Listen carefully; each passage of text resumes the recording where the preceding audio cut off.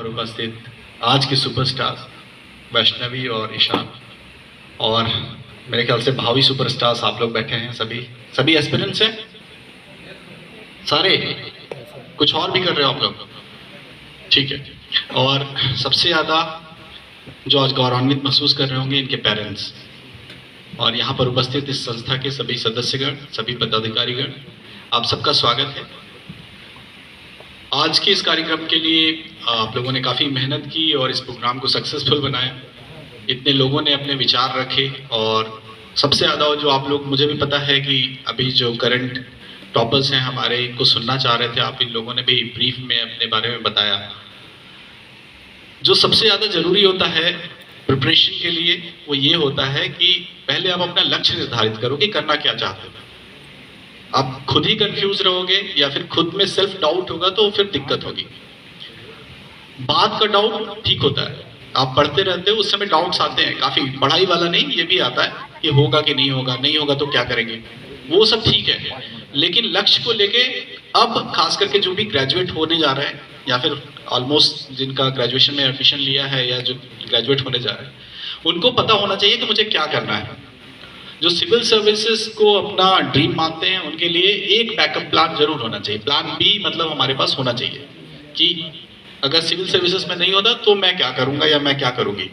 ये प्लान हमेशा तैयार होना चाहिए। आप लोग थोड़ी देर के लिए बात मत करिए भाई, डिस्टर्ब करोगे तो फिर बोल ही नहीं पाऊंगा। थोड़ी देर के लिए आप या तो बाहर चले जाओ, नहीं सुनना चाहते हो, ये जो सुनना चाहते हो उनको सुनने दीजिए। सुनना चाह रहे हो आप लोग? आप जल्दी मैं खत्म कर दूंगा। तो पहली चीज यही है कि डिस्ट्रैक्शन नहीं होना चाहिए। ये वाला डिस्ट्रैक्शन हमेशा रहेगा आपके पास, उसको कैसे आप खत्म करते हो ये आपके ऊपर है।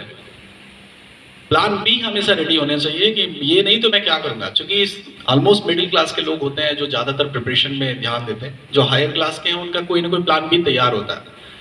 जो मिडिल क्लास के लोग होते हैं, अगर वो नहीं करेंगे, अपना करियर पाथ चूज नहीं करेंगे, तो उनके लिए दिक्कत होगी। इकोनॉमिक इंडिपेंडेंस बहुत जरूरी है। अगर वो नहीं अर्न करने की स्थिति में रहेंगे 25 साल 26 साल के बाद, तो प्रॉब्लम कहीं ना कहीं आती है। तो वो असेस कर लीजिए। और सबकी सिचुएशन अलग अलग होती है, सबका अपना पाथ होता है। आप भले ही गोंडा से हैं, वैष्णवी का एकदम से अलग पाथ था, ईशान का एकदम से अलग था, और आपका हो सकता है इनसे भी अलग हो। तो ये नहीं है कि इनके सक्सेस पाथ को आप फॉलो करोगे तो आपको मिल जाएगा, उनके सक्सेस पाथ को आप फॉलो करोगे तो आपको मिल जाएगा। आपको खुद से अपना रास्ता बनाना है।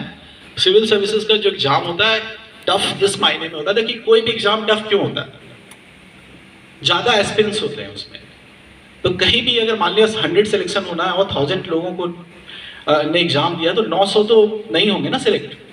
तो ये चीज पहले ही मान के चलिए। मैं अपना बता दूं कि मैंने जब पहले बार मैंने पोस्ट ग्रेजुएशन कर लिया था वेटनरी साइंस से, उसके बाद मैं दिल्ली गया था प्रिपरेशन के लिए। तो बत्रा सिनेमा हॉल है वहाँ पे, वहाँ हिंदी मीडियम, खास करके हिंदी मीडियम के स्टूडेंट ज़्यादा रहते हैं मुखर्जी नगर में। इतनी भीड़ थी, 6 बज रहा था, मतलब उस समय वहाँ पे लोग कम से कम 5-6 हज़ार लोग तो होंगे, मतलब छोटे से एरिया में। इससे और थोड़ा सा बड़ा था। चाय पीने के लिए लोग आते हैं, कोर्स अपने कंप्लीट करने, मतलब किताबें खरीदने के लिए आते हैं। तो 5-6 हज़ार लोग होंगे। तो मैंने देखा, पहला थॉट यही माइंड में आया, ये तो कई साल से यहाँ है, मैं तो अभी आज ही आया हूँ।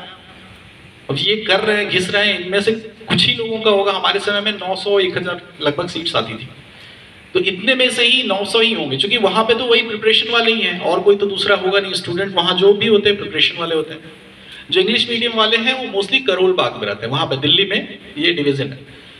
मैंने मुखर्जी नगर में भी नहीं लिया, थोड़ा दूर और जाके, मुझे कम किराया देना था तो इसलिए मैंने दूर में जाके लिया थोड़ा सा। कोचिंग क्लास करनी है कि नहीं करनी, ये एकदम आपका सब्जेक्ट है। आपने अगर मान लिया ह्यूमैनिटीज का सब्जेक्ट लिया है और साइंस के स्टूडेंट हैं, तो ह्यूमैनिटीज के लिए आपको कोचिंग लेनी पड़ सकती है। वो भी आपके कैलिबर पे डिपेंड करता है। अगर आपको लगता है कि मैं किसी के कोचिंग नोट्स को देख के और पूरा समझ सकता हूँ, तो फिर ठीक है, वेल एंड गुड।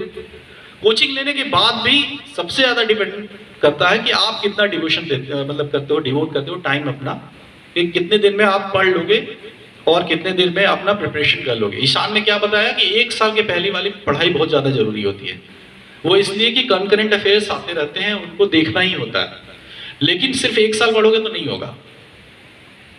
उसके लिए पहले से थोड़ा सा आपको बैकअप प्लान तैयार करके रखना पड़ेगा, क्योंकि एक साल में पूरा सिलेबस होगा ही नहीं आपका। पहले से जो जनरल स्टडीज के पेपर हैं, हिस्ट्री है, ज्योग्राफी है, पॉलिटी है, इकोनॉमिक्स है, अगर इकोनॉमी वाले नहीं हो तो इकोनॉमिक्स टफ लगेगा आपको, फिर इन्वायरमेंटल साइंस है, ये सब का बेसिक तो पता होना चाहिए।